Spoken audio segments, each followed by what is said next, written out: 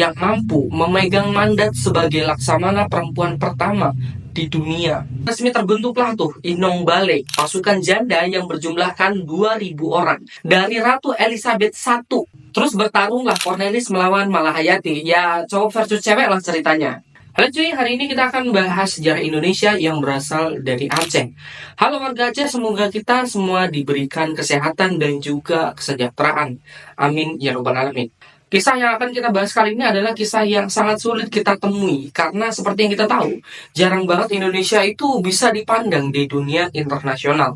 Laksamana Malahayati, perempuan pejuang berasal dari Kesultanan Aceh yang mampu memegang mandat sebagai laksamana perempuan pertama di dunia.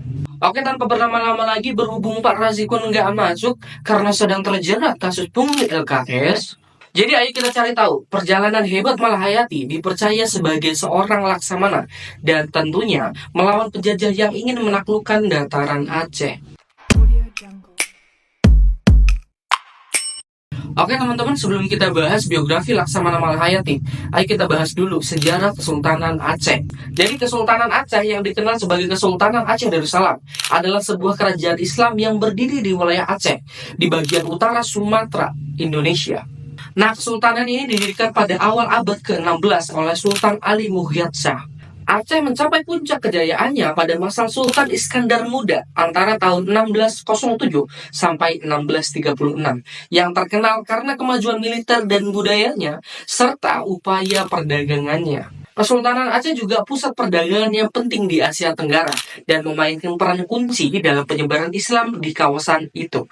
Hubungan luar negeri Kesultanan Aceh meliputi kontak dengan berbagai negara di Eropa seperti Portugis, Belanda, dan Inggris serta negara-negara Islam lainnya. Nah, tapi pada abad ke-17 dan ke-18, Kesultanan Aceh itu menghadapi tekanan dari penjajahan Belanda dan tentunya ada beberapa lah konflik internal di dalamnya. Perjuangan melawan kolonial Belanda berlanjut hingga abad ke-19 dan meskipun sampai mengalami beberapa kemunduran, Kesultanan Aceh tetap menjadi simbol perlawanan terhadap penjajahan kolonial di Indonesia. Kesultanan Aceh akhirnya resmi menjadi bagian dari Indonesia setelah kemerdekaan pada tahun 1945. Oke teman-teman, kita balik lagi ke topik utama. Kumalahayati lahir 1 Januari 1550 di Aceh Besar. Nah, Laksamana Malahayati ini tuh punya keturunan darah biru yang kental banget.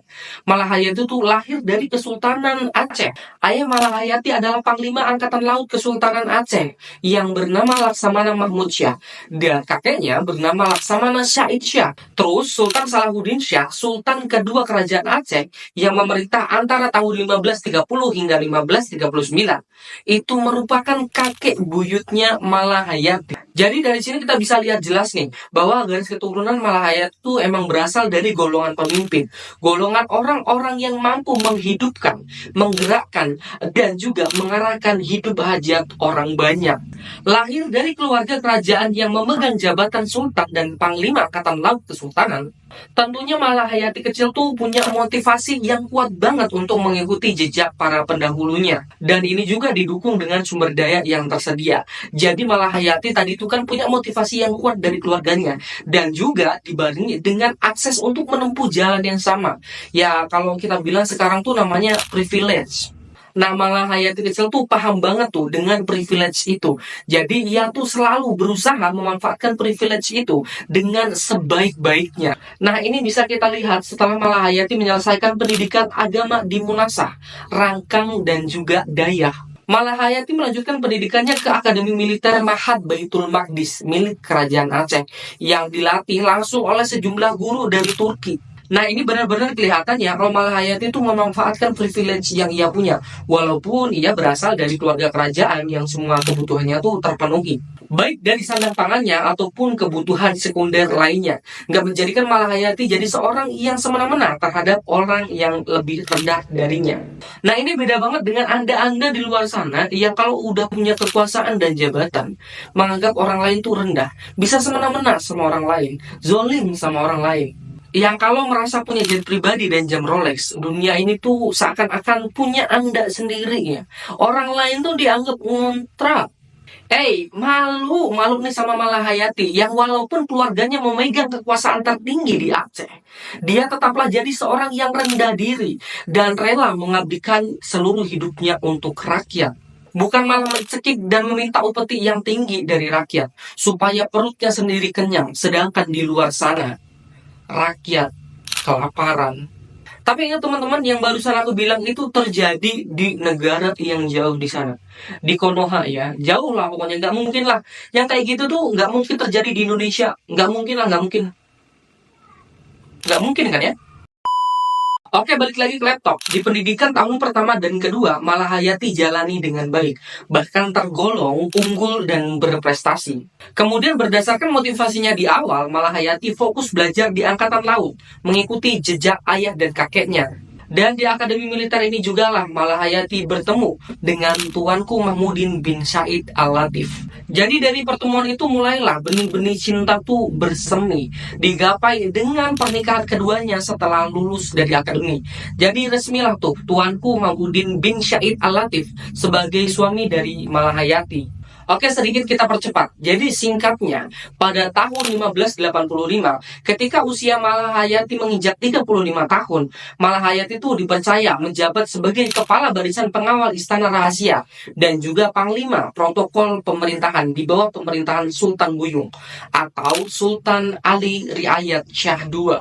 Dan 1 tahun setelahnya, untuk pertama kali, Malahayati itu terjun langsung ikut melawan kolonialisme Portugis dalam pertempuran di perairan Teluk Haru dekat Selat Melaka. Nah, pertempuran ini tuh dipimpin oleh suami Malahayati, Laksamana Tuanku Mahmudin bin Said Al-Latif, yang juga menjabat sebagai kepala pengawal Sultan.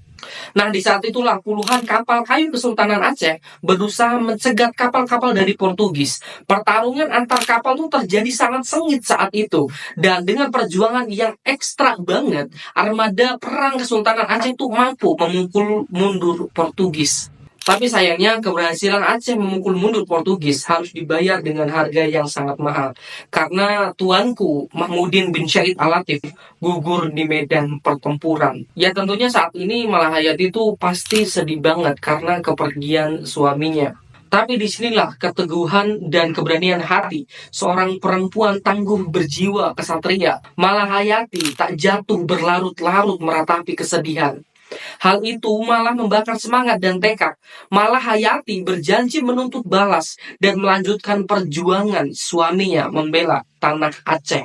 Dan gak berselang lama setelah itu, Malahayati itu kemudian malah ditunjuk Sultan Aceh untuk menggantikan posisi mendiang suaminya sebagai Laksamana yang mengemban tugas memimpin armada angkatan laut Kerajaan Aceh. Dan mulai dari sinilah sejarah perjuangan Laksamana Malahayati dimulai ketika ia membentuk pasukan Inong Bale. Jadi apa tuh Inong Bale? Nama Inong Bale itu berasal dari kata Inong yang berarti perempuan dan Bale yang artinya janda. Jadi Malahayati itu minta sama Sultan Aceh untuk membentuk pasukan yang prajuritnya terdiri dari para janda yang suaminya gugur dalam pertempuran Teluk Haru yang tadi. Ya, kalian nggak salah dengar. Jadi Malahayati itu ngedata dan ngumpulin ribuan emak-emak buat dijadikan tentara melawan penjajah. Jadi Malahayati itu mikirnya ini korban dari pertempuran Teluk Haru tuh kan banyak banget ya. Nah, Malahayati itu paham banget dengan apa yang dirasakan oleh emak-emak ini. Ditinggal pergi suaminya untuk selama-lamanya. Dan bukan hal yang gampang untuk dilewati. Jadi daripada emak-emak ini terpuruk kesedihan, ya udahlah, ya udah. Mendingan ayo kita bareng-bareng gaskan ikut berjuang melawan penjajah. Nah, ngelihat ini Malahayati yang cemerlang, Sultan Aceh saat itu langsung menyetujui usahanya Malahayati, langsung di ACC tuh. Jadi resmi terbentuklah tuh Inong Bale, pasukan janda yang berjumlahkan 2.000 orang, dibekali dengan 100 kapal besar berkapasitas 400 orang per kapalnya, dan berbekal ilmu yang udah pernah didapatkan. Laksamana Malahayati melatih Inong Bale menjadi pasukan tempur yang disegani. Di bawah kepemimpinan Laksamana Malahayati, pasukan Inong Bale itu terlibat beberapa pertempuran melawan Portugis dan Belanda. Pertempuran ini berada di Selat Malaka, pantai timur Sumatera dan Malaya.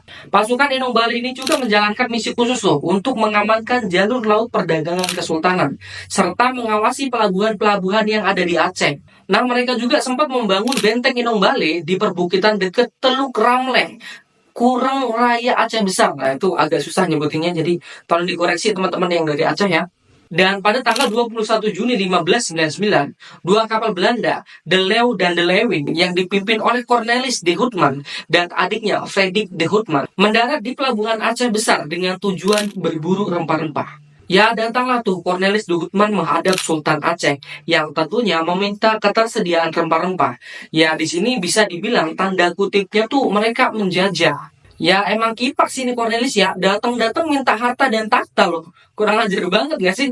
Dan ya, karena kelancaran Cornelis, apalagi cara negosiasi Cornelis tuh yang bisa dibilang merendahkan Kesultanan Aceh. Jadi ditolak mentah-mentah lah tuh permintaan Cornelis. Tapi di sini emang kurang ajar banget, dia malah marah-marah lagi sama Sultan. Nah, Sultan Aceh yang lihat ini tentunya nggak tinggal diem. Dia nantangin Cornelis tuh, mau nggak adu duel sama Laksamana perempuannya? Ya, siapa lagi kalau bukan Laksamana Malahayati. Nah, ngedengar ini marahlah tuh Cornelis. Masa iya cowok disuruh adu duel sama perempuan, kata Cornelis. Dan singkat ceritanya diterimalah tuh tantangan si Sultan. Terus bertarunglah Cornelis melawan Malahayati. Ya, cowok versus cewek lah ceritanya. Dan ya berantemlah mereka, berantem sampai pada akhirnya Malahayati tuh bisa mampu menebas leher Cornelis sampai dia meninggoy. Emang mampus tuh si Cornelis, sok-sokan sih merendahkan perempuan, kayak dia tuh udah paling hebat aja di dunia ini. Itulah azab penjajah sombong. Udahlah penjahat, sombong pula. Ya kenalah tuh akhirnya azabnya dibayar kontan langsung di dunia. Oke, balik lagi. Jadi Malahayati itu bukan cuma pintar di bidang pertempuran aja ya. Malahayati itu juga terkenal pintar bernegosiasi. Kayak contohnya negosiasi pembebasan tawanan perang dengan pemerintah Belanda.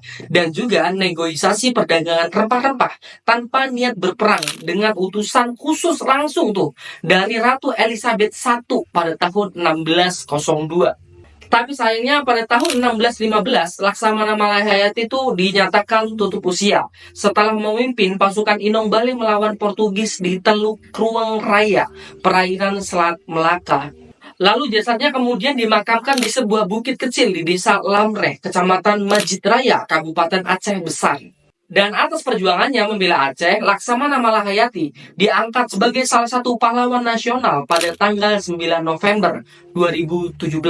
Serta namanya juga diabadikan pada salah satu kapal perang TNI AU dan juga sebuah pelabuhan di desa Lamreh, Krueng Raya, Aceh. Berakhirlah kisah cerita perjuangan Laksamana Malahayati. Banyak banget nih pesan yang bisa kita ambil dari cerita ini. Dan di penghujung video ini, kalau misalnya ada yang kurang, silakan ditambahkan. Kalau misalnya ada yang salah, silakan dikoreksi. Untuk mengenang jasa para pahlawan kita seperti Laksamana Malahayati, aku Sofwan mewakili direksi yang bertugas. Mari kita doakan bersama-sama. Al-Fatihah.